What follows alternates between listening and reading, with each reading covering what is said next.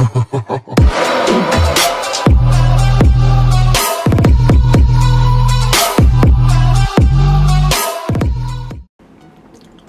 up, YouTube? Today we're going to be going over a basic rundown of the Oracle Color Shift 2.0 Halo Lighting Kit. This kit is made for 2007 to 2010 Camrys. It should fit on 2011s though as well, but this general application should work on most other vehicles.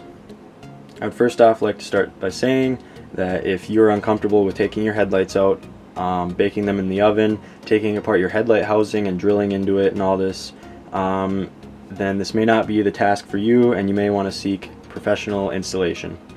For me, this was my first time dealing with any halo kits or LED lighting inside the headlights at least, so it was a new experience for me and I did it just fine. This kit is pretty straightforward. It took me about 4 to 5 hours just for the headlights themselves, drilling through and everything, mounting the lights, and probably another 4 to 5 hours installing them in my car, so I would expect anywhere from 6 to 10 hours if you do everything correctly and if you have no issues. You may even be able to get this done a little faster. I had no guidance. I went off a couple videos that I saw and they helped a little bit, but nothing for my specific car, so I kind of just figured out as I went along. When you receive the Oracles, they should come in one box, and inside that box are 2 other boxes. The first box is your controller and your remote. This is the main box controller here that allows you to change patterns, the static colors, you can do strobe, all that kind of stuff. And this is the remote for the box. You can do all the same kind of stuff on the remote.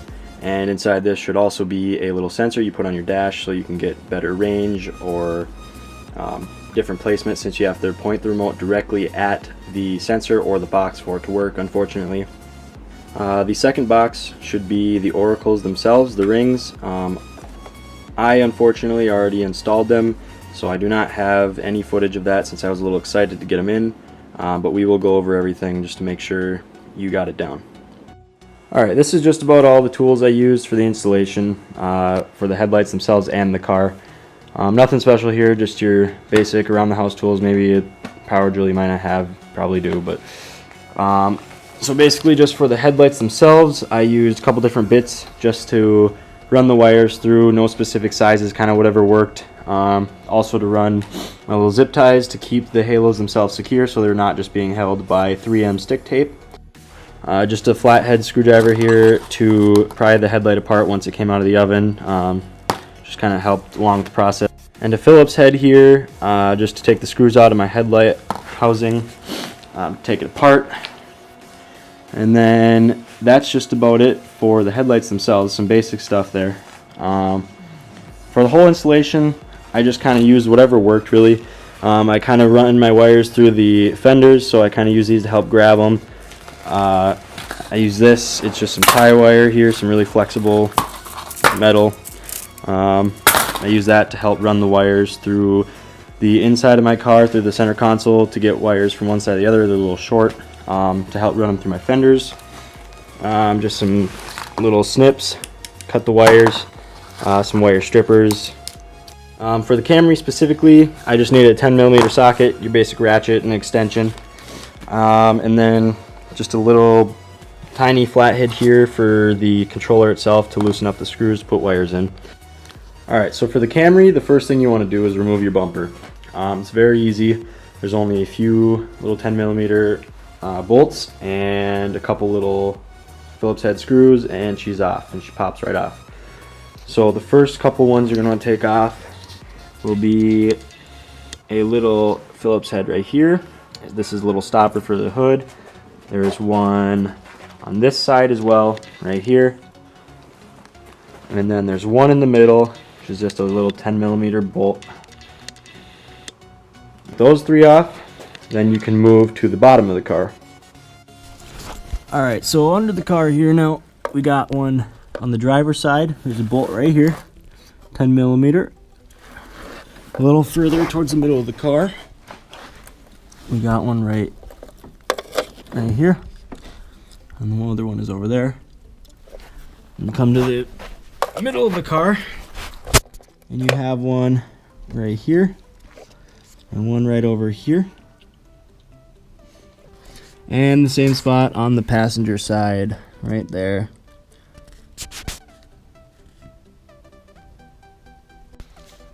So you will then find your last 2 bolts under this little mud protector here, plastic, whatever. So you just pry that up, down. You'll see that little 10 mil right there under the fender, and the same on the other side. All right, so once all those are removed, you can go ahead and you can pop this plastic right from the fender. It should just pop right out, so you'll just grab behind here and pop it out. And in the front, you'll just lift up a little bit and it should pop right up all the way along there, and you can carefully set it down. If you have a Camry SE with the fog lights, before you pull the bumper completely away, you will have to unplug the fog lights from the back once the bumper is set down, and then you can pull the bumper out of your way. Alright, so now for the headlights themselves, you have one little clip up here, just a 10 millimeter, just like the rest. Under this piece here, you will have, in this general area, it'll be a little 10 mil under here as well. And in the front over here, there'll be a 10 millimeter right here. Alright, so then you're going to pull the headlight out just a little bit, far enough so you can grab down here. You can get out your low beam, your high beam, your running light, and your blinker over here, your signal. So it'll be back there, right up there. You just twist those out. Be careful when you're pulling out the bulbs themselves. Try not to touch the actual bulb. You can create a little hot spot with the oils on your hands, which may cause the headlights to burn out a little quicker than normal. Alright, so once these are out, you can go ahead, bring them inside. If you're in the cold, get them up to room temperature, and then you can go ahead and toss them in the oven. I know it feels a little weird, but toss them in the oven at 215 degrees for about 10 to 15 minutes. Once they are done, you take them out and set them down on a towel and try to quickly get at them. Make sure you take out the screws beforehand so you don't have to try to get those out while the headlight is cooling down, so the glue doesn't harden back up, and then you're gonna have to stick it in again. If needed, and that's not long enough, you can always stick it in for a couple more minutes at the same temperature to try to get the glue to all melt and pry apart easier. Alright, so once your headlights are all taken apart, unfortunately I can't show you since mine are already done, but what I did is I drilled little holes. If you can see that little black zip tie there, I just drilled a little hole through the plastic up here. Probably won't focus on that. Well, anyway, I just used a little drill bit, drilled some holes in the plastic, ran the zip tie through, made sure the halo was nice and secure, and then on the inside here, you can see those little wires.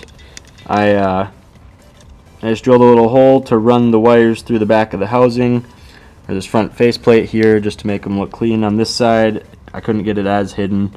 Might be easier on your vehicle, but for the Camry it's a little tough without scraping up the sidewalls and everything. But once that's done, you run the wires through, and you want to drill behind here. You want to drill into the back of the housing here, just enough to run some wires through. And as you can see, I just siliconed that so I can try to keep out as much condensation as possible so they don't get watery inside the headlight.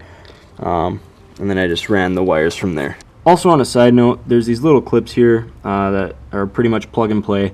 In order to get the wires to fit nicely through the little holes you drilled and not drill super big holes, you're going to want to remove the little clips from the wires themselves. It's super easy. I just used a safety pin, and then you'll see a little tab on them, and you'll just have to push that tab down and slide the wires out of the little clip itself. So once you have the wires all the way around, then you can put those clips back on, and you can reverse the process. Alright, so the kit itself just comes with all the wires running from the halos themselves. Each one has its own little set of 4 cables. The black is your power. The green, red, and blue are your ground. You'll all put them to the same thing on the controller box. As far as what you'll need to supply is a power wire and a ground running to your control box inside the car. and you may need to run a couple extra little wires. I just use some audio cable to connect both sides of the auricles since they are not necessarily long enough to reach the middle of the car. So all I did was use some of that tie wire I showed earlier to fish the wire through my fender here. I basically took all the wires I needed and I wrapped the crap out of them with electrical tape to the end of that tie wire, and there's some foam in between here on the Camry that you're going to need to just burst through. Do what you need, maybe use a flathead on the other side, on the door side, to try and get through that foam. And then once you're through there, you can just fish your wires through. It's kind of frustrating, they get stuck a lot, but once they're through, you're good to go. So I just came down through here and zip tied everything up under my dash here. You can see this wire running, and I did that on both sides. As well on the passenger side, the same thing. It's about as clean as I cared to make it. You can do a nicer job if you want. Also for your own vehicle, if you want to make it even better looking, you can drill some holes through the firewall if you would like. I didn't care to do that, so I just ran it through the doors. You can't even notice it from sitting up in the seats. Alright, so for the Camry itself, this part was kind of a pain in the ass. The wires they give you aren't necessarily long enough. Even if you were to go through the firewall, it'd be pretty tough to reach the other side of the car over there with what they give you. So all I did extra was I took some audio cable, some little 16 gauge wire, and I just connected each pair. So you got two sets running here. You got two sets running here, one for each auricle light on the passenger side. I peeled the wires away from each other and I put the two blues together, the two greens, two red, etc. in pairs, and then I gave them each their own wire to go to. And then what I did through here is I took a super long flathead screwdriver. I ran it all the way through here, through the center console. I kind of had to stick a flashlight in here and look inside because it's kind of a narrow path. And then I poked the flathead on the other side and I felt where that was. I drilled a hole where I felt the screwdriver. Then I ran the fishing wire back through this side, attached all the cable to it, and ran it back through that side. So then what I did on this side here is, once I got those wires ran through this side, I took all of the cable from the driver's side here and I attached it to the same wires as the passenger side, and I labeled everything. And then I took a third wire for each one, so I'd have one wire running into the control box for each color, and then the power and the ground. Labeled them, attached them all, and then I drilled a little hole through the carpet here, and I just ran the wires through there to go to my control box. To mount my control box here, I tech screwed or self-driving tap screws into the plastic here. The 3M tape I used wasn't sticky enough. If you don't want to do that, you can try to find some other way that you would want to mount it. Also, on a side note, make sure you test all your lights out of the box. You can use a little 9-volt battery. You touch all the colored ends to the negative side and the little black wire to the positive side. Make sure all the auricles light up, and then do the same once you have them all ran through here. Hook them up to the control box before you mount anything, or maybe even before you run them through the car here, just to make sure everything's lighting up properly. So one way that this thing can work is with the remote here. You have a little power button, you can turn it on, and on this little screen it displays the color that is in the front of your vehicle. Whenever you change the front of your vehicle, it'll show you there, so at all times you know what you're using. And another way, obviously, is all the buttons on the controller itself you can use to control your lights, patterns, set patterns, change your speed, brightness, all that kind of stuff. Obviously, it's a lot easier to use a remote when you are up here in your vehicle and your controller's way down there by your feet or wherever you choose to mount it. Just a lot easier to use this. And when you use that little sensor, which I do not have plugged in, you can run it up on your dash somewhere here and you can just point the remote straight at it, and it's a lot more accurate. Alright, well, here's the finished product. They're very bright, very colorful. Even with headlights on, you should be able to see these no problem. It ran me about $330 after shipping. It's a little pricey, but you really get what you pay for. One thing I forgot to mention too is when you're installing your power wire, you may want to run an inline fuse, which I did not. Kind of forgot about it. Still probably will in the future, but it would really suck if anything surged and you ruin any of the components in your car or fry the lights here. So you just want to make sure everything's safe. So I would really recommend putting an inline fuse there. If you have any other questions pertaining to the car, just leave a comment and I'll try to answer that as soon as I can. Also, sorry for any sound quality changes as I was switching from my GoPro to my DSLR. If you like this video, leave a thumbs up and subscribe. If you didn't like the video, leave a thumbs down. I will leave the kit specifically used on my car in the description and a link to Oracle's website. If you want, you can go check them out. Otherwise, peace out.